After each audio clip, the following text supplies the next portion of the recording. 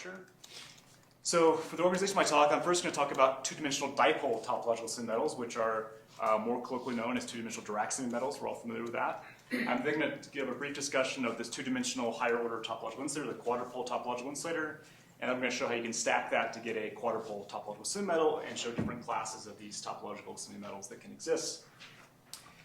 So let's first talk about the dipole case. So a really nice construction of making a topological semimetal you can make out of stacking lower dimensional topological phases. So this is sort of brought up by the work of Berkoff and Balance, where they stack two-dimensional phases to get a three-dimensional topological semimetal, but it goes beyond that. So the idea is that there's a really nice connection between weak topological insulators, which are stacks, and topological semimetals. So if I look at a particular class of the periodic table of topological insulators, say class D, which is the class of either topological superconductors or particle symmetric topological insulators, without translation symmetry, I have these sort of strong invariants. If I add translation symmetry, I get some extra invariants.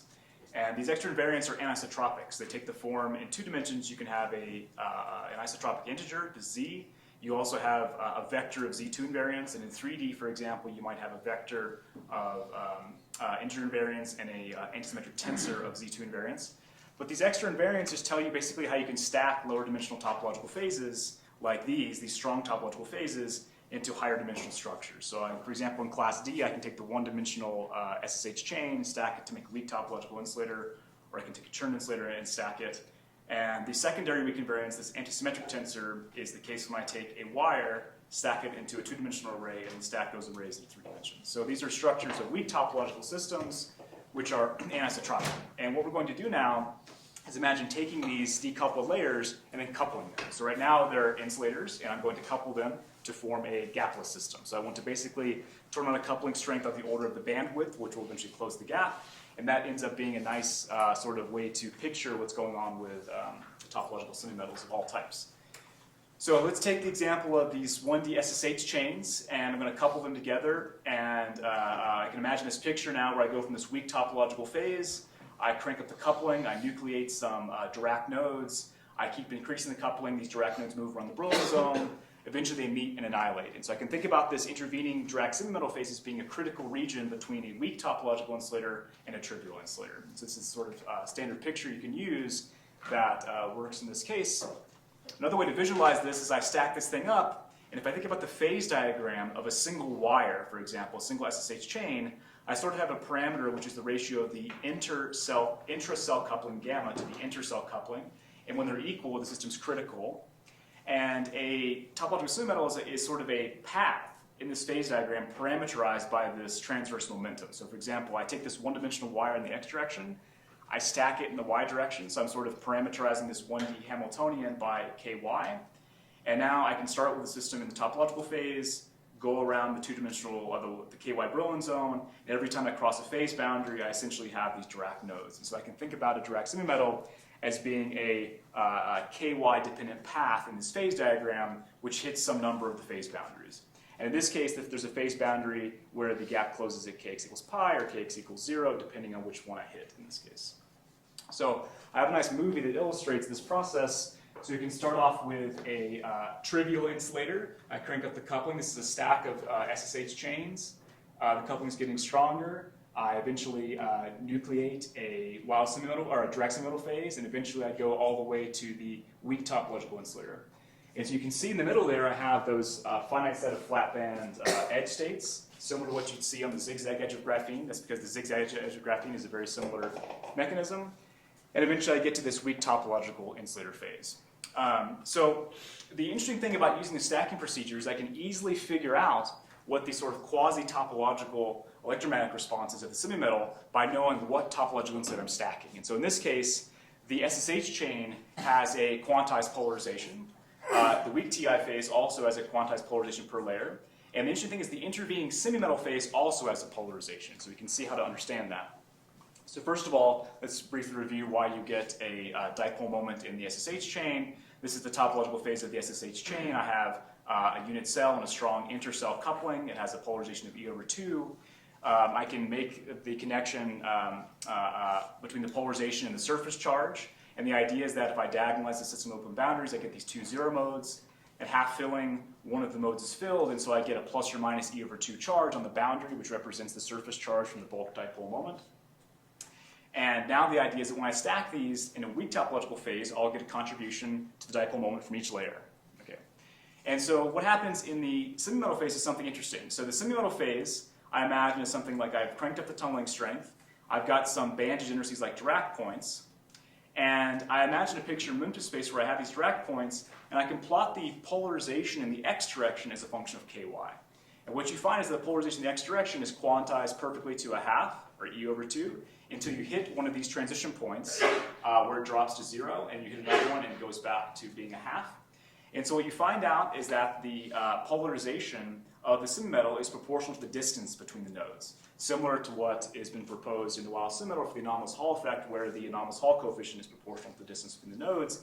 And the basic picture is that essentially every momentum slice represents a one-dimensional system, and these Dirac semimetal phases represent transitions between the topological and trivial phase of the 1D system, one of which is polarized and one of which is not polarized. Taylor, what polarization is plotted there, though?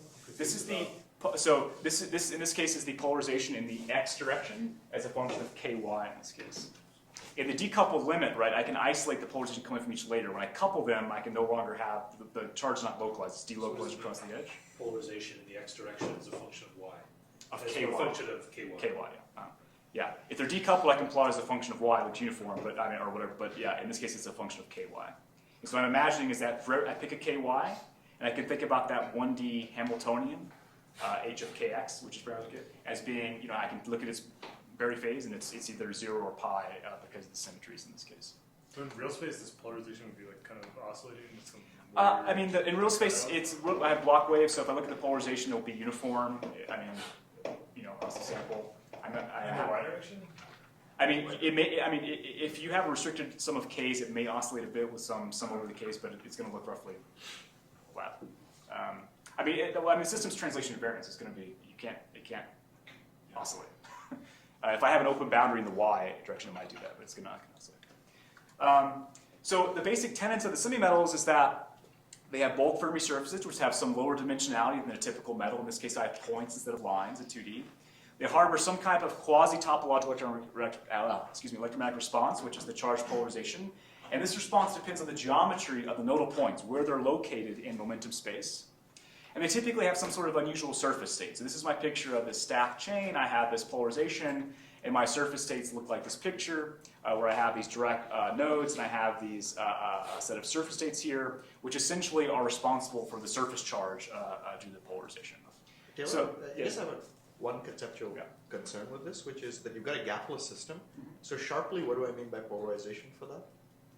Because technically, for a gapless system, I shouldn't be able to. I mean, I can define it for any ky slice. I agree with that. But as a property of the whole system, what do I mean by polarization? I'm just kind of trying to understand that. Right. So what you can do is you can turn on a tiny inversion breaking mass. Okay. And fill the system half filling and take the limit, and it's polarized in this case. Yeah. So that's a great question. The nice thing about topological semimetals is that you go from a system where the response is quantized, even though it becomes gapless, the response variables still remain continuously connected to the topological phase, and they sort of decay in this case. But yeah, good question. Okay, so this is the dipole topological semimetal. It's an ordinary Dirac semimetal, and now I want to think about trying to move on to a quadrupolar picture. So I'm going to imagine taking a quadrupole topological insulator, which I'm about to describe, and then I'm going to stack it to make a three-dimensional topological semimetal. So let's think about what we might expect for a quadrupole system. First of all, for polarization, we have the surface charge theorem, which basically says that if I have a bulk polarization, it gives rise to a surface charge. A quadrupole density is a little bit different, so I have some quadrupole moment.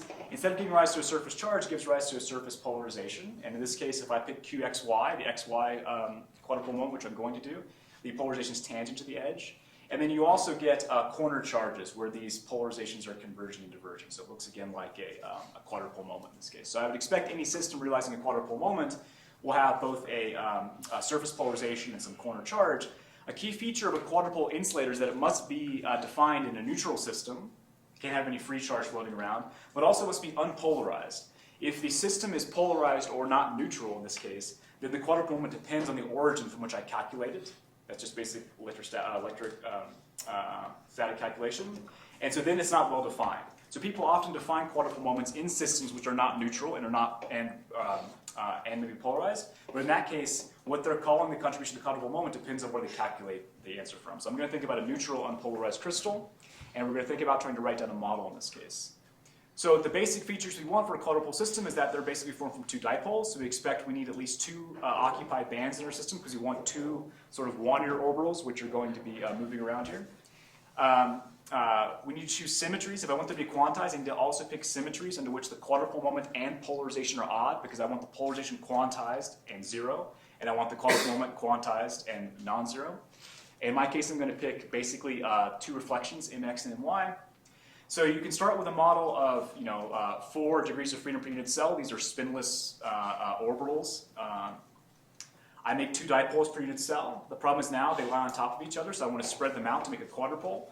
And we have this model here, so I can actually spread them out. So we were happy when we saw this model, like, oh, it's a great generalization. The problem is that this model is gapless. In this case, you can solve the tight binding model in a square, and you find that the energy levels are cosine of 0, pi plus or minus pi over 2, and cosine of pi, and at half filling, it's gapless. So in order to get a gapped insulator system, you have to be a little more creative, and you can put a flux through the plaquettes. In this case, to preserve mirror symmetry, it's got to be pi flux. And in that case, it turns out the system is gapped. So our model in this case is going to be a system with pi fluxes. I've chosen some gauge where these are extra minus signs on the hopping. And this system realizes a quadrupole moment. How do we see that? Well, just heuristically, we can imagine cutting the system to make edges, and now you can see you have an unpaired SSH chain on the boundary, which is going to be a dipole moment on the boundary. If I cut it the other direction, I again have an unpaired SSH chain, which is a dipole moment on the boundary. And if I cut in both directions, I have this unpaired mode, which gives rise to this sort of charge on the corner in this case. So this model, at least heuristically, seems to have the properties we want. You can confirm that, and so the quadrupole density you predict is E over 2. And if you do this more carefully, and in fact also consider the possibility of adding an intra-cell hopping gamma, you can look at the system with purely open boundaries in x and y as a function of the ratio of gamma over lambda, and you find exactly 4 zero energy modes coming from the corners in this case over the entire topological region of the phase diagram. You can calculate the charge density, and you find out you get exactly plus or minus E over 2 compared to the background, which is this E over 2 charge for the quadrupole moment. And you can do a more complicated calculation to extract the polarization as a function spatially resolves. Okay? So you can spatially resolve the polarization, and what you find out in this case is that the polarization is exactly quantized to half on each edge, and it's opposite on each edge. And as you increase the intracell coupling, the correlation length expands. And in this case, you see you get exponential decay of this polarization in the bulk, which sort of indicates that this polarization is a bulk property in this case because it decays in the bulk. And eventually, in the trivial phase, the polarization across the whole sample is 0 in this case. So this model has the right features we want for a quadrupole moment, and at least from electrodynamics. Now, at this stage, we had all these features, and we were very confused about how to topologically characterize these models. So I've talked about different physics of the surfaces, for example. I said the surface is polarized, the corners have charge, but that might depend on surface terminations. There might be dirt, and so you want to ask, how can I characterize this system from a bulk property?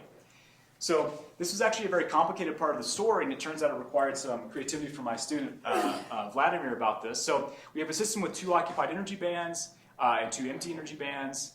And what you can do is you can take these energy bands, and as Jen indicated this morning, you can calculate the Wilson loop in this case. You can calculate the eigenvalues of the projected position operator or the eigenvalues of the Wilson loop operator in a particular direction.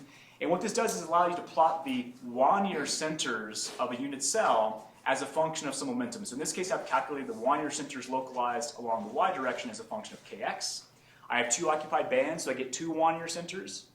In this case, you see something unusual for a topological phase, which is that these don't exhibit spectral flow, they're gapped. If I calculate the Wilson loop spectrum in the other direction, you also see these gapped Wannier bands. And so it turns out that the topological characterization is that you spatially resolve your 2 energy bands in real space into 2 separate clouds. And then you ask, what are the dipole moments of those clouds, basically?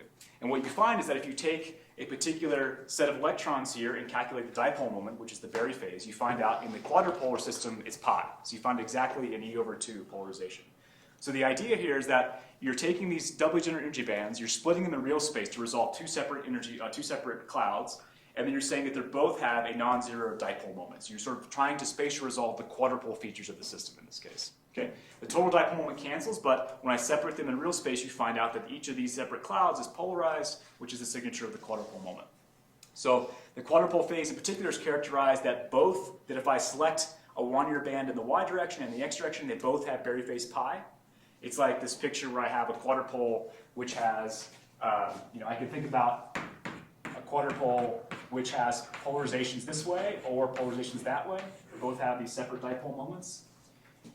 And it turns out that there's a special features that I require these mirror symmetries, but it turns out that to get gapped one-year bands with this structure, you have to have non-commuting reflection symmetries. And that pi flux is what gives us the non-commuting reflection symmetries for this spinless model in this case. So I can label the different, so this is a picture of the phase diagram where I have my system parameterized by the intercell hopping lambda, which is isotropic in the x and y direction. I'm now allowing for the intracell hopping gamma, these red bonds, to be different in the x and y direction. So they can be different and still preserve mirror symmetry. Now I can label different phases by what the Berry phase is, which I've written as either 0 or a half, according to the x one-year band and the y one-year band. So the quadrupole phase has them both being non-zero and a half in this case. And if I assume C4 symmetry, I can look at the phase diagram, which is on the diagonals in this case. This is the C4 symmetric limit. And in this case, the phase diagram looks a lot like that SSH chain picture I had, where I have two different critical points along this line. And these critical points happen when gamma and lambda are equal in magnitude, so plus or minus 1 in this case. Right? The interesting features occur when I relax C4 symmetry, so I'm allowed to move off the diagonals, and I can have these other topological classes. So this phase diagram has this quadrupole phase. These circles on the corners represent bulk energy gap closing transitions, which occur at 2 Dirac points. And these lines here, where the one-year bands change Berry phase, do not exhibit a bulk energy band phase transition. Okay? So in fact, you can go from this side to that side with periodic boundary conditions and see no gap closing in the phase diagram. Yet this system here has a quantized quadrupole moment, and this part here has a trivial quadrupole moment. Okay? So what's happening here is that if you go across any of these phase boundaries here, you see that there's a gap closing in the one-year bands, but not in the energy bands. And what that signifies is that if I solve the problem with open boundary conditions, there's a phase transition on the edge, not in the bulk. So these lines here are places where I don't see any bulk transition, but the topology of the one-year bands is changing. And if you solve this system with open boundaries, you will see a gap closing on either the x edge or the y edge, depending on if I go vertically or horizontally through these boundaries in this case. So there is an energy gap closing transition, but it's only happening if I have open boundaries in this case, which is a little bit unusual. And that's why I call these different things here topological classes instead of phases, because people might argue that if you don't have a bulk energy gap closing, it's not a different phase. But so now we want to take this topological quadrupole system and stack it to form a semimetal. And this is work that I did with my student Mao this last year. So the idea is we have this quadrupole model. It's Hamiltonian. It's a simple 4-band model. You've got 4 Dirac matrices. You've got some hopping terms which are odd in K and some ones which are even in K. And I have these intracell and intercell hoppings, gamma x, lambda x, gamma y, lambda y. I want to stack this, and the stacking Hamiltonian looks the same, except now I have these extra modifications which now depend on the momentum in the stacking direction in this case. Okay? So this chi x and chi y represent a parameterization of how I'm coupling the different layers. They're coupled to some particular Dirac matrices, so they have some particular structure with how they hop from different atoms in the unit cell, and they depend on kz.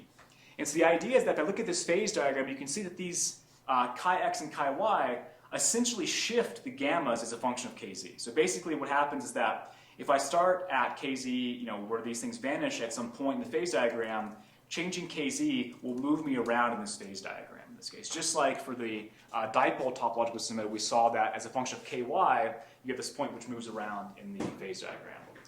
So I can represent topological semimetals as particular parameterized paths in this two-dimensional phase diagram. So as a function of kz, I get some closed curve in this phase diagram, and I can get different types of topological semimetals. So the simplest one I can write down is one which preserves both mirror and C4. So it's a diagonal one where I start in the topological phase, go through a bulk phase transition, and come back. Okay. I have other ones here where I have a transition where I don't go through a bulk phase transition, I go through one of these edge phase transitions and come back. I can have another curve where I go through 2 different types of edge phase transitions.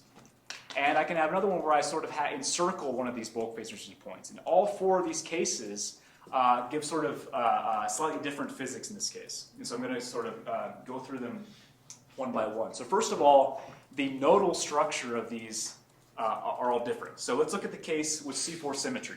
So at this point here, as a function of kz, the bulk gap closes whenever this path hits this corner. So these nodes here, as a function of kz, this is x, position x, y, and kz. These represent bulk gap closings in this case. Okay? But in this case, there's no surface Fermi arcs. And the reason there's no surface Fermi arcs is because the edge states of the quadrupole system are gapped. Right? So the quadrupole is a higher order topological insulator, its edge states are gapped. But you do get hinge modes, right? So in this case, what you'll find is you have bulk gap closings. You've got no gapless surface states, but you've got gapless hinge states in this case. And so this represents sort of the most simple generalization of the regular topological semimetal to a higher order one in this case. I've got a bulk gap closing, and I have hinge states instead of having surface states in this case. Okay? It becomes more unusual when we have this type of diagram here, because in this case here, I have a system where I have no gapless points in the bulk. Okay? So instead here what I get is I get a surface Dirac semimetal in this case. And the surface Dirac semimetal is different from sort of gluing graphene or something to the surface of the material. It turns out it's actually still some bulk property. I get some interesting hinge modes. But what happens is that I have a fully gapped bulk, I have a gapped surface, except for these 2 points here in this case. And so you get what I would call a surface Dirac semimetal from this type of structure here. If I have a curve which goes through both sets of edge transitions, I'll get cones on both surfaces in this case. And now I'll have these hinge modes which are cut off by the intersections with the surfaces on both sides. And finally, for the nodal structure, this last one, it's even stranger in this case. So in this case, instead of getting an even number of Dirac cones on each surface, you have an odd number. And so in fact, what you see is that these surfaces somehow know about each other because the hinge modes are cut off by projecting these Dirac nodes onto the sort of the intersection hinge here in this case. And so in this case, I get an odd number of surface Dirac cones in both of these cases. Okay? So what we see in this case is that all 4 of these conditions here, all 4 of these semimetals have different nodal structures. Some have bulk nodes, some have surface nodes, some have an even number of surface nodes, some have odd number of surface nodes. But a key feature which links them all is the calculation of the quadrupole moments. It turns out all of these systems have quadrupole moments, and the quadrupole moments are simply determined by how many kz points persist inside the purple region here. So basically, if you just count up how many kz's lie in this region, that's proportional to the quadrupole moment in the system. Okay? So the quadrupole moment is proportional to the number of momentum points mapped into the non-trivial region of the phase diagram. In all these cases. So all 4 of these semimetals will have some sort of quadrupole moment associated with them. And that's evident because in all 4 pictures I have hinge states, which represent this sort of contribution to the quadrupole moment. And so the idea is in this case, the quadrupole moment of the system can be expressed in this sort of simple form where it's just e over 2 pi times half the separation of between the nodes in this case. So in this case, it's quite simple because in the bulk system, I've got these bulk nodes which represent a transition between a trivial quadrupole insulator, let's say for kz up here and kz down here, and a topological quadrupole insulator. And so this region between the nodes is a topological quadrupole insulator, and so it contributes to the quadrupole moment proportional to this distance. And so you can find out, if you calculate this, you calculate the surface polarization, and indeed you find out that between the nodes, you have exactly quantized polarization on one surface, you have exactly the opposite quantized polarization on the opposite surface, and you can spatially resolve this polarization to see that it persists on each edge. And in fact, the polarization decays into the bulk as a function of kz. So in fact, at every value of kz, there's sort of different value of the quadrupole mass, and there's sort of a different decay length in this case. So this picture works out for all the other cases as well, where you've got this structure where if you now, instead of calculating the difference between the bulk nodes, you calculate the difference between the surface nodes, you again find this sort of quantized polarization on the surface as well as the hinge charge. In this case here, you find out you get these separate regions where you have, as I said, these sort of strips, disconnected strips of corner modes. And in the last case, you find out you have to take the difference between the surface nodes on different surfaces. You basically have to project the surface nodes onto this intersection and take the difference in that case. Okay. So this is a little bit disconcerting because it's saying that we're basically attributing a quadrupole moment, a bulk property, to differences of nodes on a surface, right? And the surface can have all kinds of, stuff on it. It can be terminated differently. And so it's a little bit strange to sort of take a difference between surface nodes to calculate a bulk property, in my opinion. But you can take this more seriously. You can deform the system by tuning the intercell coupling, and you find out that indeed, if you calculate the quadrupole moment and look at the difference between all the nodes, you find that you get the exact matching of the distance between the nodes, which is the black curve, as well as the surface polarizations, the hinge charge, and the quadrupole moment. You can do this for all 4 cases, and you find that you get really nice agreements up to finite size effects for all these cases. But again, as I said, if I give you a real material, it's not trivial to calculate differences between surface nodes because different terminations might change the physics. But you can do something different. So what you can do is you can take a hint from what I mentioned earlier, which is that you can calculate differences in the Wannier bands in this case. So in this case, if you calculate the Wannier spectrum, this Wilson loop spectrum, you find out that there are nodes in the Wilson loop spectrum, and you can calculate the difference between them in this case and relate that to the quadrupole moment. So what this tells you is that instead of making a physical cut or a physical surface termination of the system, you can calculate the Wilson loop eigenvalues, which is a bulk property, and you can look at the difference between these neighboring points here to try to calculate the quadrupole moment. In this other case here, you find something interesting, which is that instead of having 2 of the Wilson loop nodes close at a half, right, between unit cells, in this case, what you find is that there's sort of a ghost node here on the surface related to the Wilson band crossing at, on the unit cell instead of between the unit cells. So in principle, what you should think about this system 4 as is a system which has 2 crossings in the Wannier spectrum, but only 1 crossing in the actual physical energy spectrum in this case. And so that's a little bit strange, but that's what you get in this case. And if you calculate the difference between the nodes as a function of, if you calculate the difference between the nodes, you'll find out you can recover the quadrupole moment. And so in fact, if you do this difference between the Wannier spectrum nodes and plot it versus the quadrupole moment, you again get very good agreement. So the idea is that there's these 4 different types of quadrupole topological semimetals, all based off stacking this one model. And depending on how you take the path in the phase diagram, these will all have a quadrupole moment, but the nodal structure is different. So you get this sort of interesting differences between the different types of nodal structures in this case. So unfortunately, unlike the higher order topological insulators, there's not as much freedom with the topological semimetals because in 1D, there's no higher order topological insulators. You can't stack 1D higher order systems to get a two-dimensional semimetals. The best you can do is take a 2-dimensional higher order system and stack that. So the quadrupole is one example. There are other symmetry classes you can use. But the phenomenology, I don't think, will be extremely different than what's discussed here. So I think that as far as the semimetals go, for the minimal cases with just 2 pairs of nodes, there's not as much freedom to explore here, I think, like there is with the topological insulators. Just because naturally you have to get this from a stack of lower systems, and there's not as many options for the 2-dimensional higher order topological insulators versus the 3-dimensional ones in this case. Okay, so I went through that a little bit quickly, so I'll, I think, stop here and ask questions.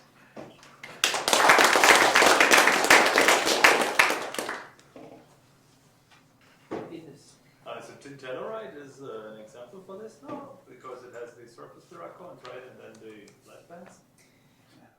It could be, yeah, it could be. I mean, there's, in these cases where you have surface Dirac cones, there's an even number. So, for example, That's right, but so why can't it be mirrors? That I showed there was these flat bands connecting them. Yeah, so certainly So that it's on the so it could be an example of that in this case. Yeah, I have to look and see, but yeah, it could be definitely an example. The one difference is that you have to be careful with what the helicity of the nodes are in this case. So, for example, if they take lead tin telluride and look at the helicity of the nodes on the surface, they're all identical, right? Mm-hmm. In this case, same thing, yeah. so in this case, they're not identical. And that's a key distinction. But so the fact they're not identical means that in principle I can take a 2-dimensional sheet and kill off the surface, right? You can't do that in lead tin telluride because graphene or whatever 2-dimensional system has the same number of positive and negative helicities, right? In this case, you might think I can kill it off because I can have a 2-dimensional layer I can glue to the surface to kill the nodes, right? But the issue is that because it's a quadrupolar structure, gluing something to the surface doesn't destroy it because the key bulk property is not what you have on the surface, it's the relation between the 2 surfaces and the hinge charge in this case. And so these systems, distinguishing them from a topological crystalline insulator, which has even numbers of cones, would be that the cones in this case have opposite helicity. But it's still not the same as gluing a trivial 2-dimensional semimetal to the surface. There's some subtlety there in this case. But I'd like to talk about this a little bit more with you.